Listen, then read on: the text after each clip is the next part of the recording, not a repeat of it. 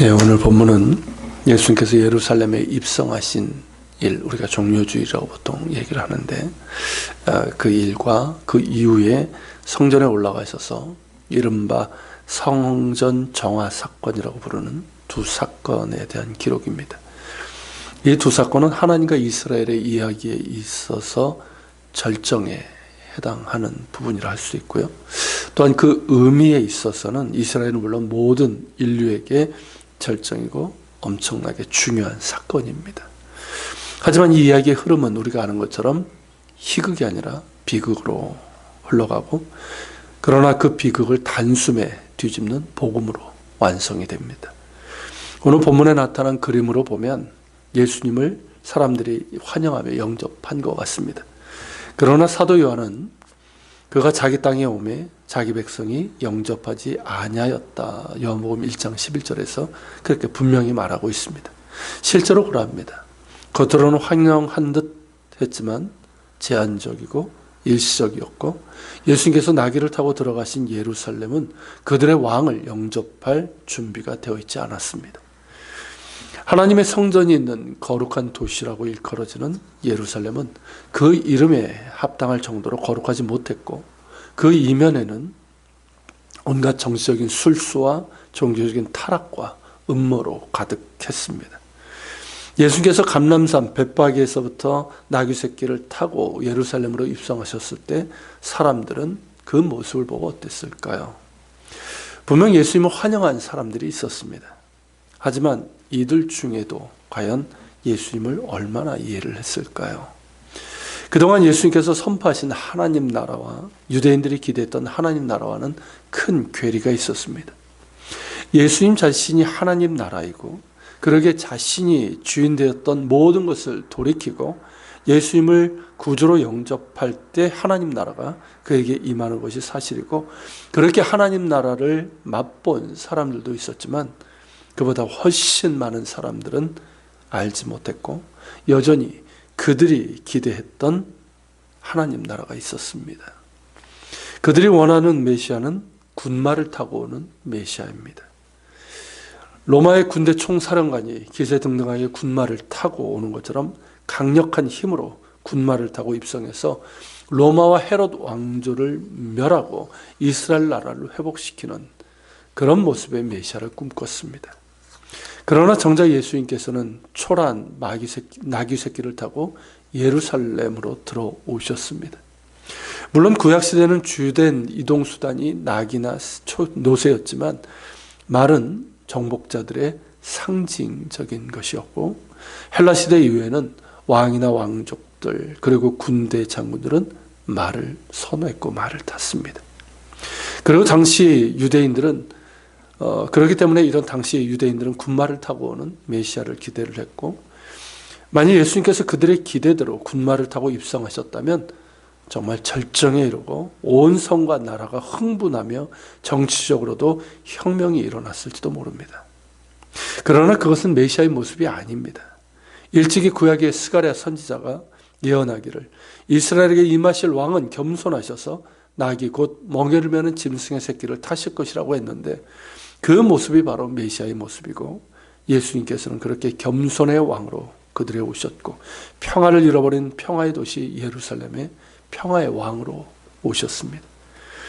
지금도 사람들이 기대하는 메시아의 모습은 크게 달라지지 않은 것 같습니다. 여전히 슈퍼맨과 같은 강력한 파워로 사람들이 원하는 것을 다 해줄 수 있는 그런 메시아를 원합니다.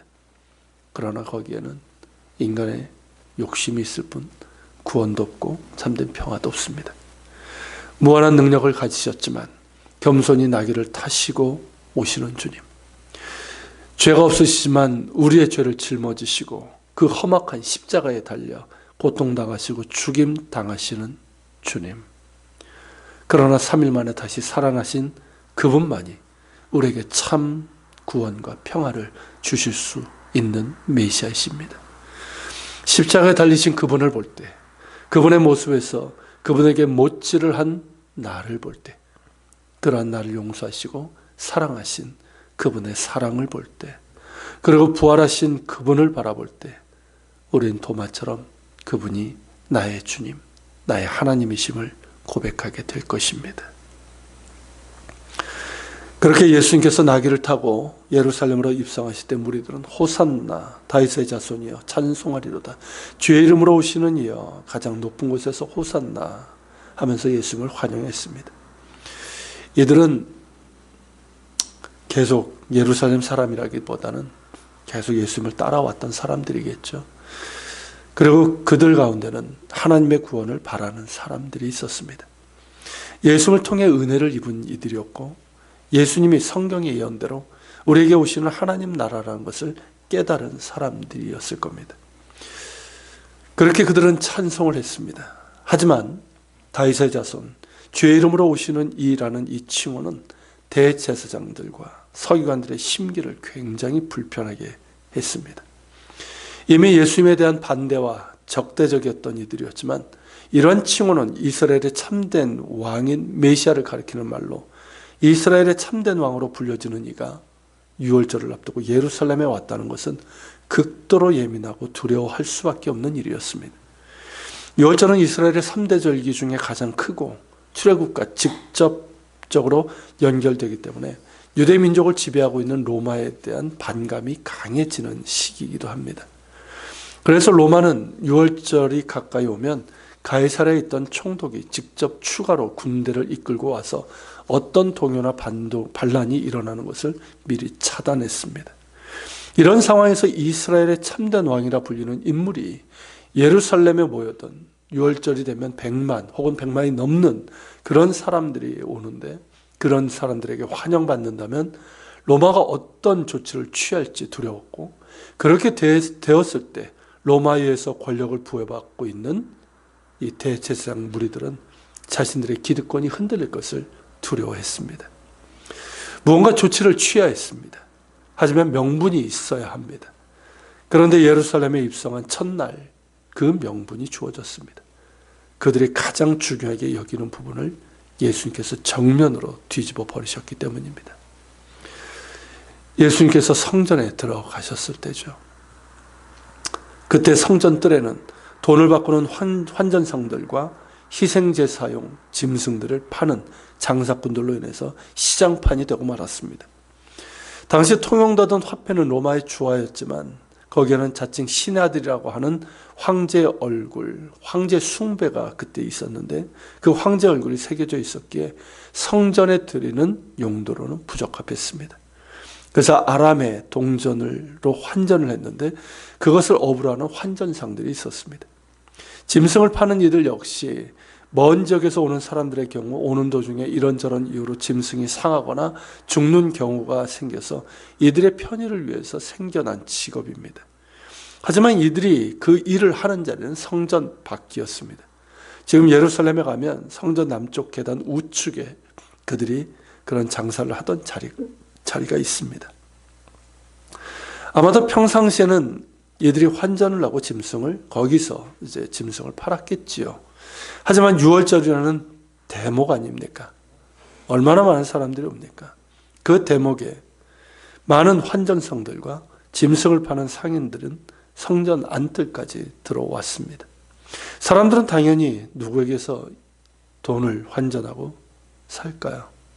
더 가까운 곳, 성전 안에서 환전을 하고 짐승을 파는 그런 거 사는 것을 이제 선호를 했죠. 이것이 무엇을 보여주고 있습니까? 그들이 성전 안으로 들어오도록 허락한 이들이 있었고, 장사하는 이들은 그에 걸맞는 대가를 지불했다는 것이죠. 더러운 돈이 오갔고, 그 돈은 제사장 무리의 정치자금과 축제의 수단이 되었습니다. 바로 이것을 뒤집어 버리신 것이죠.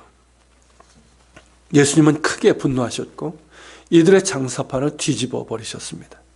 내 집은 기도하는 집이라 일컬음을 받으리라 하였거늘 너희는 강도의 수고를 만드는도다 하시면서 엄히 책망하셨습니다.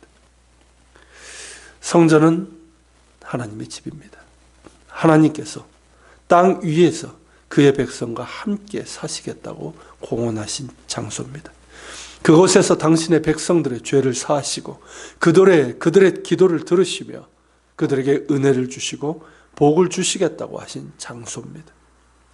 그런데 그들은 하나님의 집을 강도의 소굴로 만들어버렸습니다. 그리고 성전이신 분이 오셨습니다. 예수님 자신이 성전이십니다. 희생제사를 통해서 이루어졌던 죄의 용서와 하나님의 은혜로 주어지는 치유와 회복이 이제는 성전이신 예수님 안에 이루어질 것입니다. 예루살렘은 건물로서의 성전과 참된 성전이신 예수님을 둘 다 떠안기에는 너무나도 편협했고 거룩하지 못했고 하나님이 아닌 사람이 주인이 되어버린 강도의 소굴이 되어버렸습니다. 더 이상 역할을 하지 못하는 예루살렘 성전에서 참된 성전이신 예수님께서 용서와 치유의 은혜를 베푸십니다. 거기에는 맹인들과 전원자들이 있었습니다. 이들은 성전 건축을 준비했던 다윗의 명령에 따라 성전 뜰까지는 들어갈 수 있었지만 본 건물에는 들어갈 수 없는 자들이었습니다. 그러나 그들은 성전이신 예수님을 통해서 용서받고 치유되고 회복되었으며 그들 역시 하나님 나라의 백성으로 받아들여졌습니다. 그리고 그 이후에 그가 어떤 사람이든 성전이신 예수님을 통해서 용서의 구원을 받으며 큰 대제사장이신 예수님을 통해서 하나님의 거룩한 존전, 그 지성소, 대제사장도 1년에 딱 한 번밖에 들어갈 수 없었던 그 거룩한 존전 앞으로 담대히 나가 긍휼하심과 때를 따라 돕는 은혜를 얻을 수 있게 됩니다. 바로 우리가 그 은혜를 입고 있는 것이죠. 그러게 오늘 이 아침에도 우리는 우리의 왕이시며 구원자신 예수님을 진실된 마음으로 기뻐하며 환영합니다. 또한 성전이신 예수님을 통해서 우리의 죄를 자백함으로 용서받고 우리의 큰 대제사장이신 예수님을 통해 거룩하신 하나님의 지성소로 나아가 긍휼하심과 때를 따라 돕는 은혜를 구합니다. 같이 기도합시다. 사랑하는 주님,